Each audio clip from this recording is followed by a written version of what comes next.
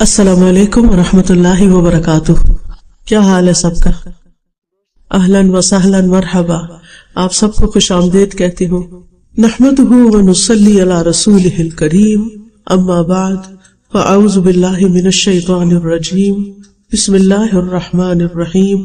الحمد للہ جعل الجنۃ جزاء العمل المبرور. نحمدہ سبحانہ ونشکرہ علی کل فضل وخیر میسور. لا الہ الا اللہ وحدہ لا شریک لہ وہو العفو الغفور.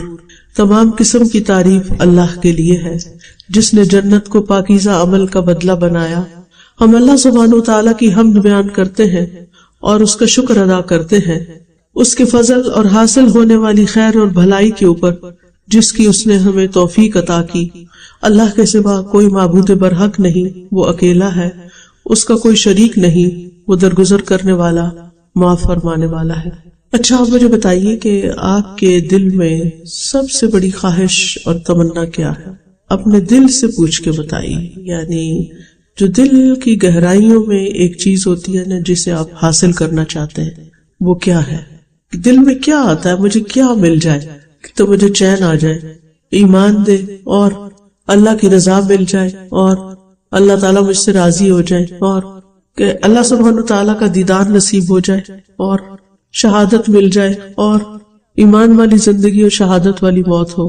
ٹھیک ہے، تو شہادت کس لیے حاصل کرنا چاہتے ہیں؟ جنت کے لیے. اور دیدار اللہ کا کہاں ملے گا؟ جنت میں. تو ہمارے دل میں سب سے بڑی خواہش پہ جنت کا حصول ہونی چاہیے کہ اللہ تعالیٰ بس وہ گھر مل جائے. کس کس کو غم لگتا ہے کہ اس کا دنیا میں اپنا کوئی گھر، ذاتی گھر نہیں؟ بس 2-4 لوگ ہیں جن کو پریشانی ہے، باقی سب مطمئن ہیں، ہے نا؟ ایسا ہو ہی نہیں سکتا. کسی بھی ایسے شخص سے جو کرائے کے گھر میں رہتا ہو یا جس کا اپنا کوئی گھر نہ ہو، اس کے دل کا حال ذرا پوچھے، اس کا دل کھول کے دیکھیں اس کی حالت کیا ہوتی. اس کا سب سے بڑا غم یہی ہوتا ہے کہ ہمارا اپنا گھر ہو جائے، چاہے وہ عمر کے کسی بھی حصے میں پہنچا ہوا ہو، چاہے اس کی اپنی دنیا میں چند دن کی زندگی باقی ہو، لیکن اس کی خواہش اور تمنا یہی ہوگی کہ میرا اپنا گھر بن جائے. اور اس کے لیے لوگ اپنی ساری زندگی کے ایسٹس جمع کرتے ہیں، یعنی ہر طرح کی بچت اور ہر طرح کے پیسے جمع کر کے، جو ماں باپ سے ملے وہ بھی، جو کمائی کے ہیں وہ بھی، کوئی قرضہ لیا وہ بھی، یعنی ہر طریقہ اختیار کرتے ہیں کہ کسی طرح گھر بنا لے. ہے یا نہیں؟ اب میرا ایک سوال ہے آپ سے، اور وہ سوال یہ ہے کہ جتنی تڑپ اور جتنا غم اور جتنی فکر اور جتنی پریشانی اور جتنی کوشش آپ کی دنیا کا گھر بنانے کے لیے ہے، کیا اتنی ہی جنت کے حصول کے لیے بھی ہے؟ تو آپ دیکھیے کہ ہمارا غم، فکر، پریشانی کیا ہونی چاہیے کہ ہم اس کامیابی کی منزل تک پہنچ جائیں. تو اس لیے دنیا میں کوئی بھی غم آپ کو ستا رہا ہو، کسی بھی چیز کی کمی، کسی کی زندگی میں بیٹے کی کمی ہوتی ہے تو وہ ساری اس نے پریشانی مول لی بھی ہوتی ہے کہ بیٹا نہیں ہے ہمارا کیا بنے گا. کسی کے پاس اولاد ہی نہیں ہے تو اس کو یہی غم اور رنج کھائے جا رہا ہے کہ اولاد نہیں ہے تو کیا بنے گا. کسی کی شادی نہیں ہوئی تو اس کو یہی غم کھا رہا ہے کہ شادی نہیں ہوئی، ابھی تک عمر گزرتی جا رہی ہے. اگر اپنی ہوئی بھی اور بچوں کی نہیں ہوئی تو وہ ایک الگ غم پالا ہوا ہے. اگر بچوں کی نہیں ہوئی تو وہ بھی ایک الگ غم ہے. گویا ہم مختلف غموں میں جی رہے ہیں، اور افسوس کے ساتھ یہ کہنا پڑتا ہے کہ یہ سارے غم دنیا کے متعلق ہیں جس نے ختم ہو جانا ہے، اور ہم آخرت کے بارے میں حقیقی غم نہیں رکھتے، حقیقی فکر نہیں رکھتے، اصلی سچی فکر نہیں ہے ہماری کہ وہاں کیا ہوگا، ہمارا موت کیسے آئے گی، قبر کیسی ہوگی، حشر کے دن کہاں کھڑے ہوں گے، اور پھر اللہ سبحانہ تعالیٰ کے سامنے جب جا کے کھڑے ہوں گے تو پھر کیا ہوگا. دن میں کتنی دفعہ سوچتے ہیں ہم کہ جب میں اللہ کے سامنے کھڑی ہوں گی تو میرا کیا حال ہوگا. کتنی دفعہ خیال آتا ہے؟ 1 دفعہ، 2 دفعہ، 5 دفعہ، 10 دفعہ؟ ہارڈلی خیال ہی نہیں آتا. ہو سکتا زندگی میں کبھی خیال نہ آیا ہو. مومن کے لیے وہ لمحہ بڑا ہی خوشی کا ہوگا، جو اللہ کو راضی کرنے کی فکر میں لگا رہا ہے اس دنیا میں، اس کے لیے یہ وقت بڑا ہی خوشی کا ہوگا کہ اللہ تعالیٰ خوشی سے اس سے ملاقات کریں گے، اور یہ ہر خوشی سے بڑھ کر خوشی ہوگی. اور اس سے بڑی حسرت کوئی نہیں ہوگی کہ جب انسان کو یہ پتا چلے گا کہ اللہ تعالیٰ اس سے ناراض ہے. جب دنیا میں کوئی پیارا انسان آپ سے ناراض ہو جاتا ہے تو پھر آپ کی کیفیت کیا ہوتی ہے؟ کیا آپ کو چین آتا ہے؟ مثلاً ہسبینڈ ناراض ہو جائے، شوہر ناراض ہو جائے یا باپ ناراض ہو جائے یا امی ناراض ہو جائے تو پھر کیا ہوتا ہے؟ دل کی کیفیت کیا ہوتی ہے؟ دل کی حالت کیا ہوتی ہے؟ دل نہیں لگتا نا کسی بھی کام میں. جس کو جس سے زیادہ محبت ہوتی ہے اس کی ناراضگی اتنی ہی زیادہ تکلیف دیتی ہے. اگر قیامت کے دن یہ پتا چلا کہ اللہ تعالیٰ راضی نہیں تو پھر کیا ہوگا؟ اس سے بڑا کوئی غم اور فکر اور پریشانی ہو سکتی نہیں. تو بہرحال ہمیں دنیا کے گھروں سے زیادہ جنت کے حصول کے لیے فکر اور کوشش کرنی چاہیے، کیونکہ جنت اللہ کے مہمانوں کے رہنے کی جگہ ہے. دنیا میں ہمارا گھر کیسا بھی ہو، لیکن جب کوئی مہمان آتا تو ہم اپنا بیسٹ اس کو پیش کرتے ہیں، رہنے کے لیے، کھانے کے لیے، ہر لحاظ سے بہترین دیتے ہیں تاکہ وہ خوش ہو کر جائے. تو اللہ تعالیٰ بھی اپنے مومن بندوں کو جب خوش کرے گے تو انہیں ایسی جنتوں میں بسائیں گے جن کے نیچے نہریں بہ رہی ہوں گی، اور اس کو اللہ تعالیٰ نزلا من عند اللہ قرار دیں گے کہ یہ اللہ کی طرف سے مہمانی کے طور پر ہے. مہمان سے تشبیہ اس لیے دی کہ مہمان کو خوش رکھا جاتا ہے، تو اللہ تعالیٰ اپنے بندوں کو جنت میں کیا کرے گا؟ خوش رکھے گا. اور جنت سب سے بہترین ٹھکانہ ہے، اس سے اچھی جگہ کوئی نہیں. دنیا میں ایسی کوئی جگہ ہے ہی کوئی نہیں. سورۃ فرقان میں آتا ہے اصحاب الجنت یومئذ خیر مستقرا واحسن مقیلا. اس دن جنت والے ٹھکانے کے اعتبار سے نہایت بہتر اور آرام گاہ کے اعتبار سے کہیں اچھے ہوں گے. یعنی اس سے اچھی جگہ کوئی ہے ہی نہیں. یہ اصل عیش کا گھر ہے، اصل خوشی کا گھر ہے. ایسی جگہ جسے نہ کسی آنکھ نے دیکھا نہ کسی کان نے اس کے بارے میں سنا، اور دل میں کوئی اس کا خیال بھی نہیں لا سکتا. یعنی ہم بعض اوقات خیالی پلاؤ پکاتے ہیں نا کہ ایسی جگہ ہو، ایسا گھر ہو، ایسے بچے ہو، ایسی فلاں چیز ہو، اور بہترین سے بہترین چیز اپنے دل میں لاتے ہیں کہ ہمیں ملے. لیکن جنت جو ہے وہ ان سب چیزوں سے بہتر ہے، کیونکہ اس کی خوبصورتی کو آپ امیجن بھی نہیں کر سکتے، تصور میں بھی نہیں لا سکتے. فرشتے بھی جنت کے حسن و جمال سے مرعوب ہو گئے تھے، امپریس ہو گئے تھے. رسول اللہ صلی اللہ علیہ وسلم نے فرمایا کہ اللہ عز و جل نے جنت کی دیوار کا سونے اور چاندی کی اینٹ سے احاطہ کیا، پھر اس میں نہریں کھودی اور اس کے درختوں کو کاشت کیا. پھر جب فرشتوں نے اس کے حسن و جمال کی طرف دیکھا تو کہا طوبی لکی منازل الملوک، اے جنت تو کتنی خوش نصیب ہے کہ تو بادشاہوں کی منزل ہے.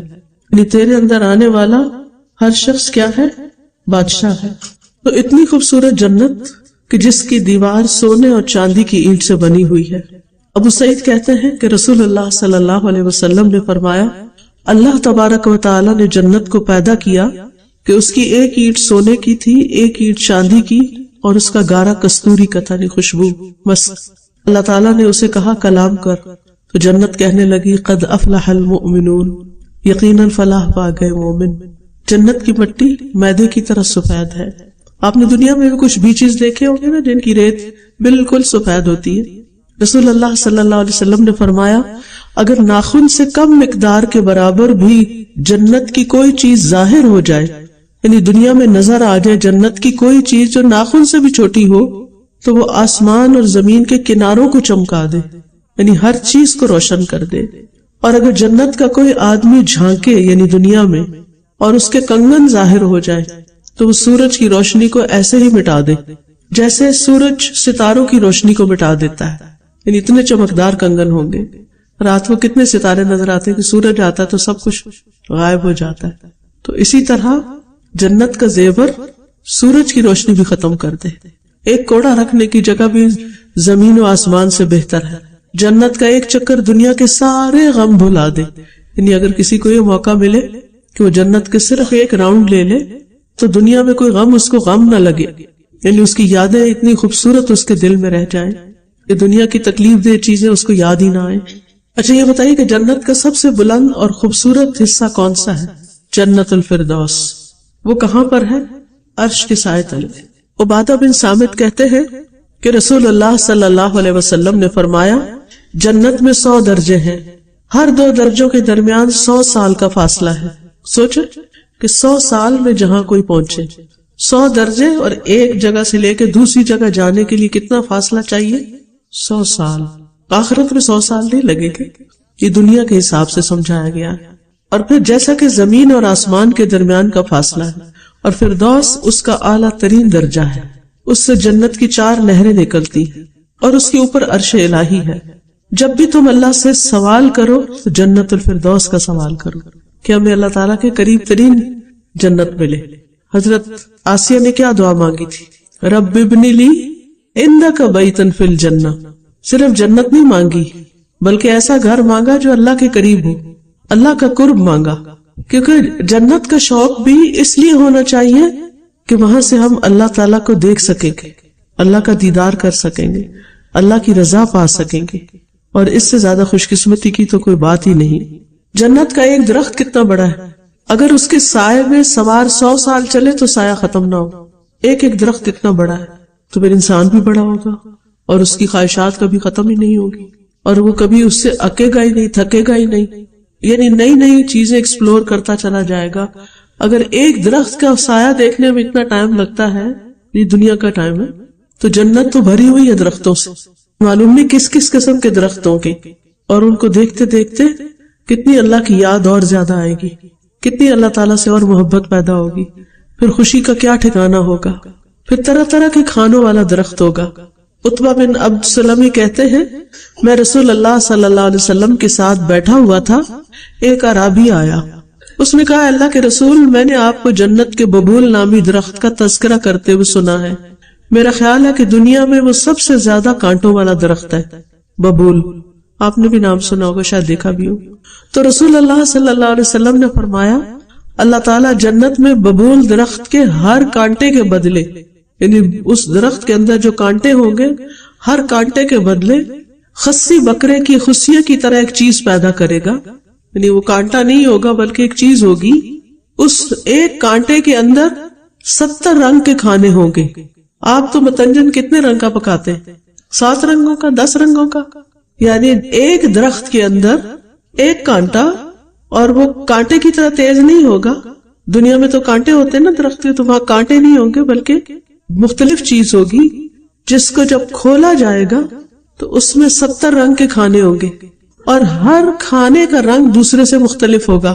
تو سوچئے کہ پھر انسان ایک وقت میں اگر ایک درخت کے پاس بھی بیٹھ گیا اور اس کا ایک کانٹا اتار لیا اور اس کو کھول کے بیٹھ گیا تو اسی کو انجوائے کرتے کرتے کرتے کتنا خوش ہو جائے گا انسان.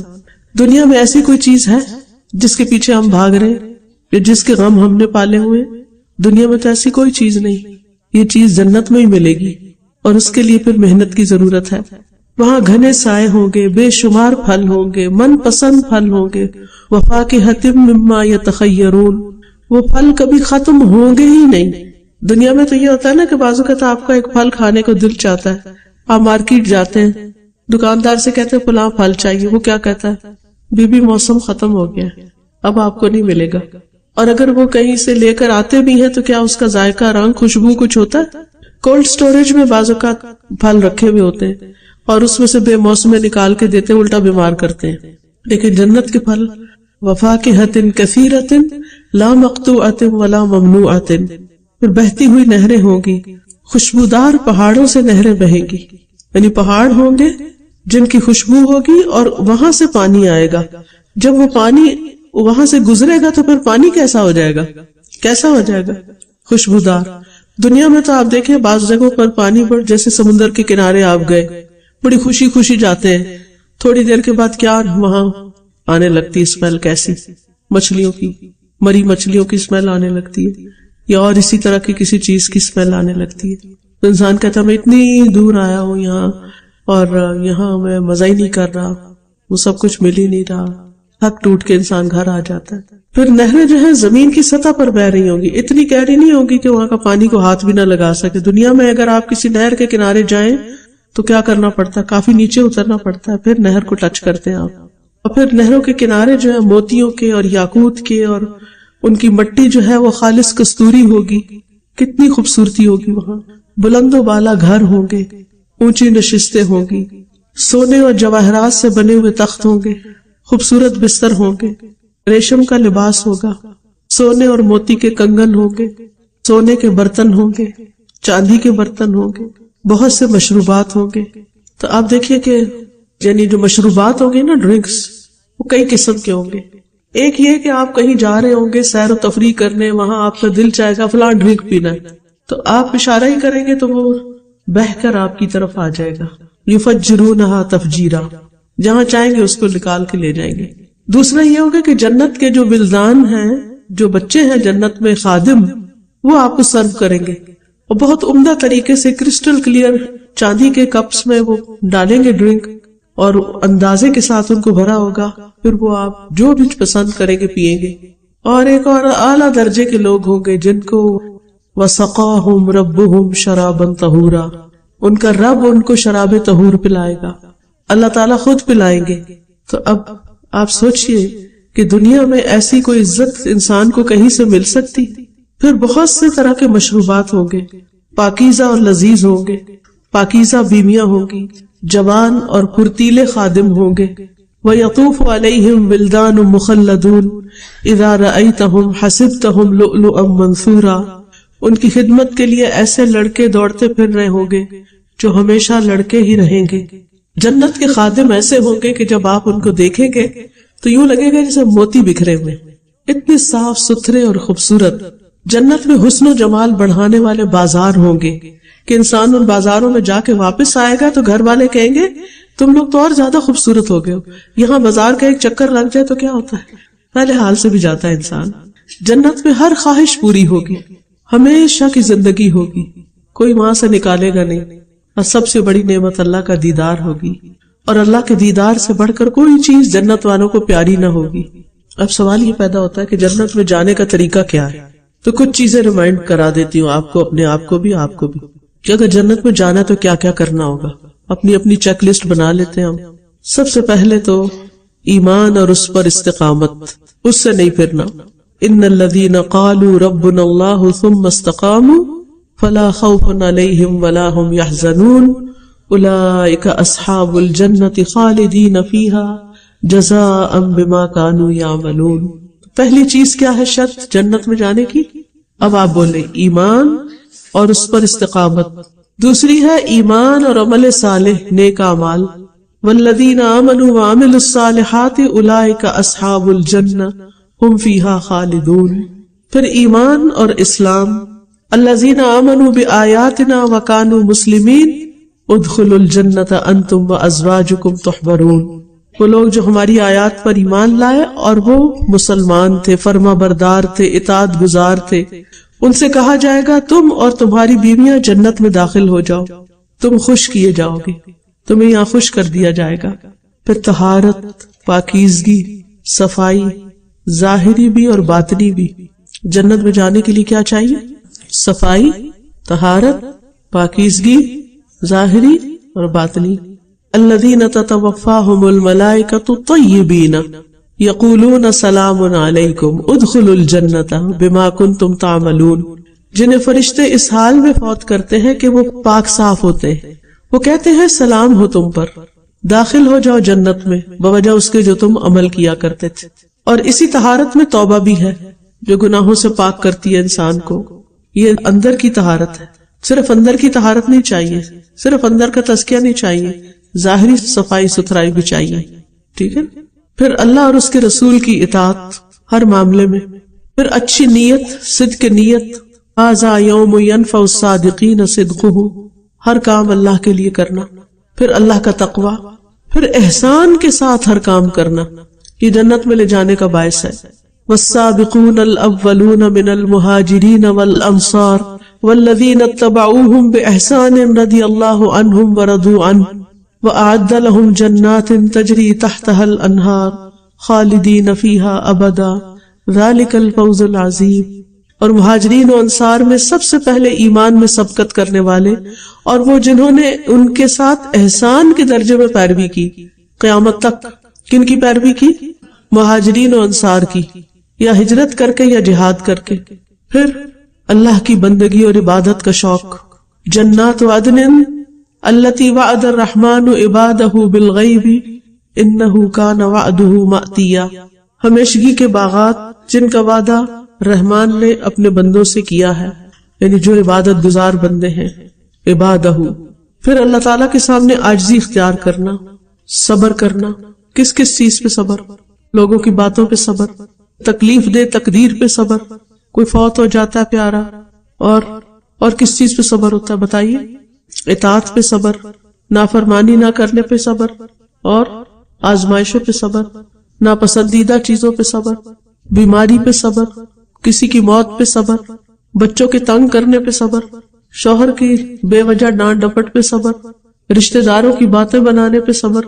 کہ جو بھی کوئی کرتا ہے وہ اپنے لیے کرتا ہے، ہمیں اپنے آپ کو پازیٹو رکھنا ہے، ہم نے جواب میں جو کچھ کرنا ہے وہ کرنا ہے جو اللہ کو راضی کرنے والا ہو۔ عبادت میں صبر کیا ہے؟ جیسے روزہ کیا ہے؟ صبر ہی تو ہے کھانے پینے سے۔ پھر اسی طرح کامل وضو، یعنی اچھا سا وضو کرنا، یہ بھی جنت میں لے جانے والا ہے۔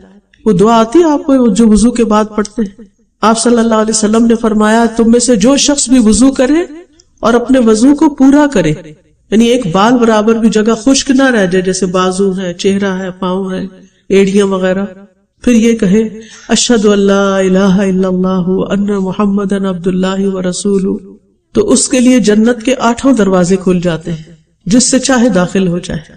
تو وضو کرتے ہوئے اچھا سا وضو کرنا ہے، اور یہ دعا پڑھنی نہیں بھولنی، اور اس شوق میں اور اس نیت سے کہ اللہ مجھے جنت میں داخل کر دے۔ ایک اور حدیث میں آتا ہے جو بھی مسلمان وضو کرتا ہے اور اچھی طرح وضو کرتا ہے، پھر کھڑے ہو کر پوری یکسوئی اور توجہ کے ساتھ 2 رکعت نماز پڑھتا ہے، تو اس کے لیے جنت واجب ہو جاتی۔ پھر جانوروں کے ساتھ احسان، اچھا اگر جانوروں کے ساتھ احسان جنت میں لے جانے والا تو انسانوں کے ساتھ احسان کا کیا ہوگا؟ بہت سے لوگ کہتے ہیں کہ سسرال کی خدمت ہم پہ فرض کوئی نہیں، یہ کہتے ہیں کہ بہت زیادہ عام ہو گئی ہے، اور خاص طور پر دین پڑے ہوئے لوگوں میں۔ اب بوڑھی ساس ہے، بیمار ہے، گھر میں دادا دادی ہیں، بوڑھے ہیں، ہم پہ تو کوئی خدمت فرض نہیں۔ واقعی جو دین ہمیں جانوروں کے ساتھ احسان کرنا سکھاتا ہے وہ اپنے قریبی رشتہ داروں کے ساتھ احسان کرنا نہیں سکھائے گا۔ اچھا یہ بتائیے پڑوسیوں کے حقوق ہیں؟ تو جو آپ کے گھر میں رہ رہا اس کا کوئی حق نہیں کہ یہ میری ماں نہیں ہے، یہ تو میرے شوہر کی ماں ہے، لہٰذا وہ جانے، اس کا کام جانے، اس کی خدمت میری ذمہ نہیں ہے، اس کا خیال رکھنا میری ذمہ نہیں ہے۔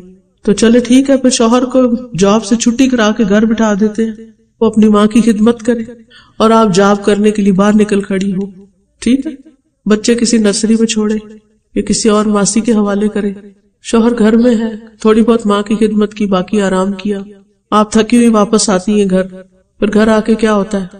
گھر کے کام ہوتے ہیں، کیونکہ بچوں کے لیے تو کھانا بنانا ہی ہے نا، ساس کے لیے تو بنانے کی ضرورت نہیں ہے، لیکن بچوں کے لیے تو بنانا ہے نا، وہ تو فرض ہے یا نہیں ہے وہ بھی کوئی نہیں، وہ بھی کسی اور کے ذمہ ہے۔ اور جب پھر شوہر بیوی سے اپنا حق مانگے گا تو بیوی تیار نہیں ہوگی، کیونکہ وہ بہت تھکی ہوئی ہے، پھر نتیجہ کیا ہوگا؟ شوہر کیا کرے گا؟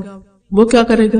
وہ اور عورتوں کی طرف دیکھے گا، اس کو میسج کرے گا، اس کو کرے گا، اس کے پیچھے جائے گا، اس کے پیچھے جائے گا، تو خوب گھر چلے گا نا؟ کیا خیال ہے؟ کیونکہ ہمارے ذمہ تو نہیں ہے نہ ساس کی خدمت نہ گھر کا کام، ہمارے دین نے تو نہیں کہا عورت کرے، پھر کون کرے؟ تو جانوروں کے ساتھ احسان میں کیا آتا ہے؟ جیسے ایک عورت نے بلی کو کھانا نہیں دیا، وہ مر گئی تو کیا ہوا؟ حالانکہ وہ بہت عبادت گزار تھی، آپ نے کہا اس کے لیے جہنم ہے۔ اور ایک کہتے فاحشہ عورت تھی، لیکن اس نے کتے کو دیکھا کہ وہ مٹی چاٹ رہا ہے، تو وہ پانی پی کے جب کنویں سے باہر نکلی تو دوبارہ گئی، اپنے موزے میں پانی بھر کے لائی، کتے کو پلایا، تو اللہ تعالیٰ نے اس کی قدردانی کی اور اس کو جنت میں داخل کر دیا۔ پھر اسی طرح اگر کوئی فوت ہو جائے اور اس کے بارے میں سمجھدار لوگ گواہی دے کہ یہ نیک شخص تھا، تو پھر بھی کیا ہوگا؟ اس شخص کے لیے بھی جنت ہوگی۔ لیکن جس شخص کا تعلق نہ اپنے گھر والوں سے اچھا ہو، جو عورت نہ اپنے میاں کے ساتھ اچھی ہو، نہ رشتہ داروں کے ساتھ، نہ ساس سسر کے ساتھ، کسی کے ساتھ اس کا تعلق اچھا ہی نہیں، اس کے لیے کون گواہی دے گا؟ کون گواہی دے گا یہ بڑی نیک عورت تھی؟ تو خالی نماز روزہ کر لینا کافی نہیں ہوتا، بہت ضروری ہے کہ ہم کیا کریں؟ انسانوں کے ساتھ بھی اپنے تعلقات اچھے رکھیں کہ وہ ہمارے حق میں اچھی گواہی دینے والے ہوں۔ پھر راستے سے تکلیف دہ چیز ہٹانا، یتیم کی کفالت کرنا، نماز کی سنتوں کا اہتمام کرنا۔ نبی صلی اللہ علیہ وسلم نے فرمایا کوئی مسلمان بندہ نہیں جو ہر روز اللہ کے لیے فرائض کے علاوہ 12 رکعتیں سنت ادا کرتا ہے مگر اللہ تعالیٰ اس کے لیے جنت میں گھر بنا دیتا ہے۔ یہ 12 کیسے بنتی ہیں؟ 2 فجر کی، 6 ظہر کی، 2 مغرب کی، 2 عشاء کی، کتنی ہوگی؟ 12 ہو گئی۔ بہت مشکل ہے، اگر کوئی یہ کہے کہ تم یہ رکعتیں پڑھو تو میں بحریہ ٹاؤن میں گھر دے دیں گے، چھوڑیں گے آپ یہ رکعتیں؟ اچھا بس اتنا آسان ہے؟ تو جنت تو بیریا ٹاؤن سے کہیں زیادہ خوبصورت، تو اس کے لیے بھی اتنی ہی کوشش کرنی. پھر اسی طرح اللہ کی خاطر مسجد بنانا، مریض کی عیادت کرنا. حدیث میں آتا ہے جو شخص کسی مریض کی عیادت کرتا ہے تو اسے آسمان سے ایک آواز دینے والا فرشتہ آواز دیتا ہے کہ تو بھی پاک ہے اور تیرا چلنا بھی پاک ہے اور تو نے جنت میں گھر بنا لیا. یعنی بیمار کی خاطرداری کرنے والا. پھر اولاد کی وفات پہ صبر کرنا. پھر بینائی کے جانے پر صبر کرنا، نگاہ جانے پر. پتہ نا بعض بزرگ ہوتے ہیں بڑھاپے میں ان کی نگاہ کمزور ہو جاتی ہے اور پھر آہستہ آہستہ ختم ہو جاتی ہے، تو اس پہ باویلا نہ کرے، پریشان نہ ہو، ہر ایک کو نہ قصہ سنائے بلکہ صبر کرے. نبی صلی اللہ علیہ وسلم نے فرمایا، اللہ تعالیٰ کا ارشاد ہے، جب میں اپنے بندے کی 2 محبوب چیزوں سے آزمائش کرتا ہوں اور وہ صبر کرتا ہے تو اس کے عوض میں اسے جنت عطا کرتا ہوں. اور محبوب چیزوں سے مراد اس کی 2 آنکھیں. اسی طرح قرض کی لین دین میں مالدار کو مہلت دینا اور تنگ دست کو معاف کر دینا، یہ بھی جنت میں لے جانے والی چیزوں میں سے ہے. والدین کے ساتھ نیکی کرنا، 5 نمازوں کی حفاظت کرنا، زبان اور شرمگاہ کی حفاظت کرنا، حج مبرور ادا کرنا. اور ایک اور نیکی جو روز کر سکتے ہیں آپ، دل کی حضوری سے آذان کا جواب دینا. آذان شاعر اللہ میں سے ہے، یعنی اللہ کی نشانیوں میں سے ہے جن کا احترام کرنا چاہیے. لہذا جب آذان ہو تو باتیں روک دینی چاہیے، آذان کا جواب دے کر دعا پڑھنی چاہیے اور پھر دروشی پڑھنا چاہیے. پھر جو آپ دعا مانگیں وہ قبول ہوگی. اگر دنیا میں اس کا بدلہ نہ ملا تو آخرت میں ضرور ملے گا.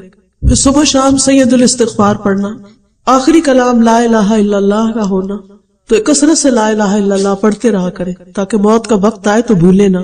حذیفہ کہتے ہیں میں نے رسول اللہ صلی اللہ علیہ وسلم کو اپنے سینے سے لگایا، آپ نے فرمایا جس نے لا الہ الا اللہ کہا اور اسی پر اس کا خاتمہ ہوا وہ جنت میں داخل ہوگا، اور جس نے اللہ کے لیے روزہ رکھا اور اس کے ساتھ اس کا خاتمہ ہوا، پھر روزے کی حالت جنت میں جائے گا.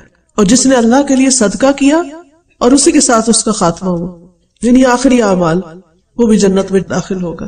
پھر اسی طرح آپ نے فرمایا لوگوں سلام پھیلاؤ، کھانا کھلاؤ، جب لوگ رات کو سو رہے ہوں تو نماز پڑھو، تم سلامتی سے جنت میں داخل ہو جاؤ گے. پھر جو شخص مر جائے اور اس کے اندر نہ تکبر ہو، نہ اس کے سر پہ کوئی قرض ہو اور نہ اس نے کبھی مال غنیمت سے کوئی خیانت کی ہو، وہ جنت میں داخل ہوگا. اسی طرح جو شخص 12 سال اذان دے اللہ کے لیے وہ بھی جنت میں داخل ہوگا. پھر اسی طرح ہر روز دن میں 3 دفعہ جنت کا سوال کرنا، اللہم انی اسألک الجنت، اللہم انی اسألک الجنت الفردوس. باندھ لیں اپنے اوپر، فجر کی نماز یا مغرب یا کسی وقت بھی ایک ٹائم رکھے کہ آپ لازمی روزانہ یہ دعا مانگیں کہ اللہ میں تو اس سے جنت کا سوال کرتی ہوں، اعوذ بک من النار، اور جہنم سے پناہ چاہتی ہوں. پھر اچھا اخلاق اپنانا، جھوٹ اور جھگڑے کو چھوڑ دینا. رسول اللہ صلی اللہ علیہ وسلم نے فرمایا میں ذمہ دار ہوں ایک محل کا جنت کی ایک جانب، اس شخص کے لیے جو جھگڑا چھوڑ دے اگرچہ حق پر ہو، جھگڑا چھوڑ دے، اور ایک محل کا جنت کے درمیان میں اس شخص کے لیے جو جھوٹ چھوڑ دے اگرچہ مذاق میں ہی ہو، اور جنت کی اعلیٰ منزلوں میں ایک محل کا اس شخص کے لیے جو اپنے اخلاق کو اچھا بنا لے. پھر کوئی تکلیف پہنچے تو بس پہنچتے ہی صبر کر لینا، صدمے کے ابتدا میں صبر کر لینا، غصہ چھوڑ دینا، لوگوں سے کچھ نہ مانگنا. پھر عورت کے لیے رسول اللہ صلی اللہ علیہ وسلم نے فرمایا جو عورت 5 وقت کی نماز پڑھتی ہو، ماہ رمضان کے روزے رکھتی ہو، اپنی شرمگاہ کی حفاظت کرتی ہو یعنی جو زنا وغیرہ سے، اور اپنے شوہر کی اطاعت کرتی ہو، اسے کہا جائے گا جنت کے جس دروازے سے چاہو داخل ہو جاؤ. ہر نماز کے بعد آیت الکرسی پڑھنا. پڑھتے ہیں آپ سب لوگ؟ الحمدللہ. اللہ اور اس کے دین اور اس کے نبی سے راضی ہونا، رضیت باللہ ربا وبالاسلام دینا وبمحمد النبی. پھر سورۃ ملک کو یاد کرنا اور اس کو پڑھتے رہنا. کس کس کو سورۃ ملک زبانی یاد ہے؟ ماشاءاللہ. جن کو نہیں یاد وہ بھی کر لیں. 30 آیتیں ہیں، ہر روز ایک آیت کریں گے، مہینے میں یاد ہو جائے گی، پڑھنی آسان ہو جائے گی. پھر کیونکہ رات کے وقت بستر پہ لیٹ کے بھی زبانی آپ پڑھ سکتے ہیں. پھر قرآن مجید پڑھتے رہنا اور اس پر عمل کرنا، کیونکہ قرآن مجید سفارش کرے گا اور اس کی سفارش مانی جائے گی، اور یہ اپنے پڑھنے والوں کے حق میں بحث کرے گا اور اس کی تصدیق کی جائے گی. جس نے قرآن کو اپنے سامنے رکھا یہ جنت کی طرف اس کی رہنمائی کرے گا، اور جس نے اس کو اپنی پیٹھ پیچھے پھینک دیا یہ ہانک کر اسے جہنم میں لے جائے گا. بعض لوگ جب کورس کر رہے ہوتے ہیں تو اس وقت تو قرآن پڑھتے ہیں روز، جب کورس ختم ہو جاتا ہے تو پھر کیا کرتے ہیں؟ پیچھے رکھ دیتے ہیں کہیں. کبھی کبھی پڑھتے ہیں پھر کرتے کرتے بالکل بھول جاتے ہیں. تو یہ نہیں کرنا آپ نے. ٹھیک ہے, اللہ کرے کہ ہمیں ان باتوں پر عمل کی توفیق نصیب ہو. آپ میں سے کوئی کچھ کہنا چاہتا ہے؟ سب کے ساتھ یہ ہوتا ہے, اس طرح تو ایمان نہیں رہتا جتنا علم کی مجلس میں ہوتا ہے, لیکن ایک طریقہ ضرور کیا کریں کہ جانے سے پہلے سوچ کے جائیں کہ آج کے لیکچر میں سے میں نے کون سی چیز ایسی ہے کہ جو چھوڑنی نہیں ہے, بس پکی کر لینی. تو انشاءاللہ ہر دفعہ آپ ایک ایک چیز اپنے اوپر پکا کرتے کرتے کرتے ایک دن وہ درخت خوبصورت بن چکا ہوگا. یکدم سب کچھ نہیں آتا اور یکدم سب کچھ چھوڑ بھی نہیں دینا چاہیے, سٹیپ بائی سٹیپ ایک ایک چیز پکڑ کے رکھنی چاہیے. جی اوکے جی. تو اس میں آپ دیکھیے کہ آپ کے خوف کے پیچھے کوئی نہ کوئی وجہ ہے. کسی نے آپ کو ڈسکریج کیا ہوا ہے, تم کچھ نہیں کر سکتی, یہ بھی نہیں ہو سکتا, وہ بھی نہیں, تو وہ باتیں ذہن میں بیٹھ جاتی ہیں. ان کا توڑ یہ ہے کہ آپ بیبی سٹیپس لیں.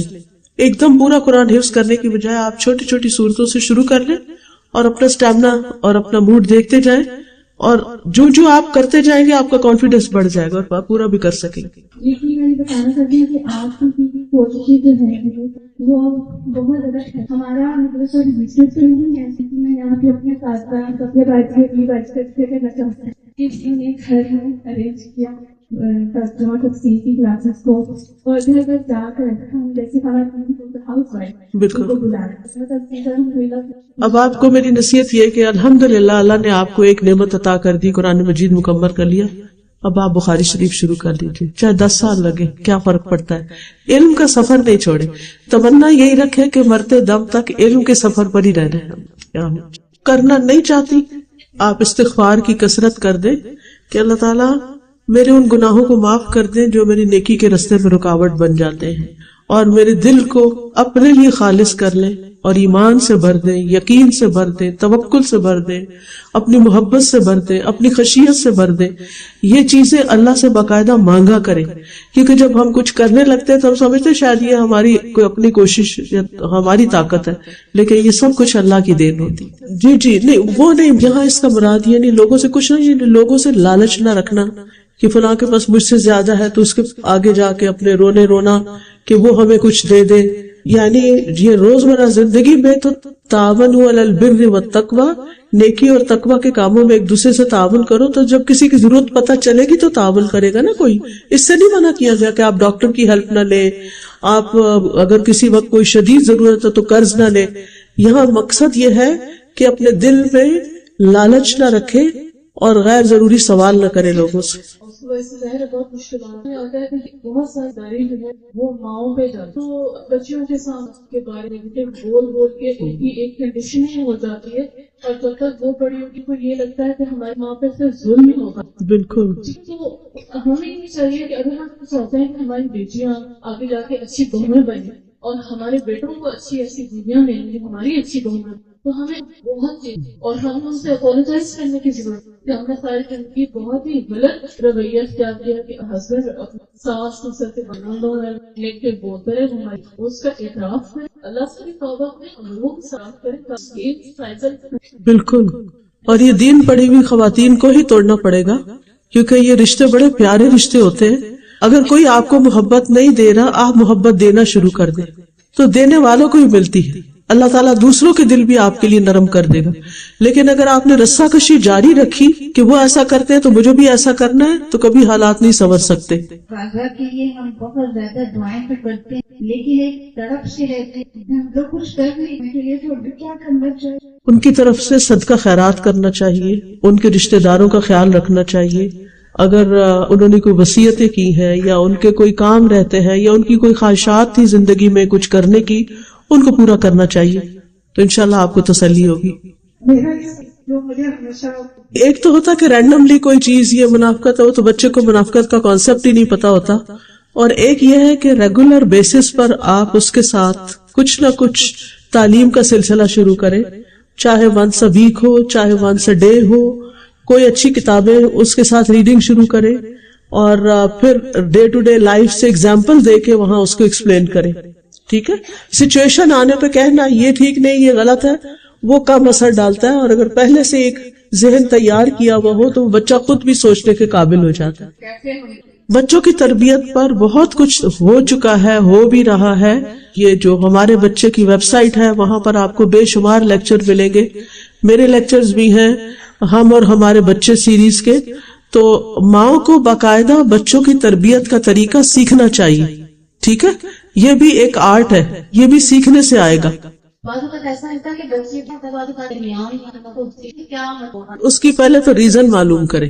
سب سے پہلے تو وجہ معلوم کرنی پڑے گی کہ یہ ہو کیوں رہا ہے. کیا آپ نے توجہ نہیں دے رہی یا اس کو کوئی چیز پریشان کر رہی ہے. یعنی جب تک وجہ نہ پتا چلے تو علاج بھی نہیں ہو سکتا. اور اس کے لیے خوب آیت کریمہ پڑھے، اللہ تعالیٰ سے مدد مانگے کہ اللہ مجھے سجھا کہ میں اب اس مسئلے کا حل کیسے کروں. یہ سب کے ساتھ ہی تقریباً ہوتا ہے. بہت کامن سا ہے. آپ نے ابھی بات کی کہ جھگڑا شور میں بچے چھاپ پر ہو. جی، اس کا اجر کتنا بڑا ہے. اگر تو پوری کوشش کے باوجود کوئی نہیں دے رہا تو بس پھر انسان وڈرا کر لے اور معاملہ اللہ پہ چھوڑ دے، اور اس کا جو ملٹیپل ریوارڈ انشاءاللہ ملے گا وہ بہت بڑا ہوگا. کیونکہ جھگڑے کے اندر انسان کی بہت سی طاقتیں ضائع ہو جاتی ہیں. اس کے ساتھ ہی میں آپ لوگوں سے اجازت چاہتی ہوں. بہت شکریہ. اللہ سبحانہ وتعالیٰ آپ سب کا آنا، بیٹھنا اور سننا اور اپنے ساتھ ان موتیوں کو لے کے جانا قبول کرے. اور میری دعا ہے کہ آج کے اس لیکچر کے بعد کم از کم ایک عادت ہماری ضرور ایسی پکی زندگی میں داخل ہو جائے کہ جو ہمارے لیے جنت کے راستے ہموار کر دے اور اللہ تعالیٰ کا دیدار ہم سب کو نصیب کرے. سبحانک اللہم و بحمدک، اشہد ان لا الہ الا انت، استغفرک و اتوب الیک.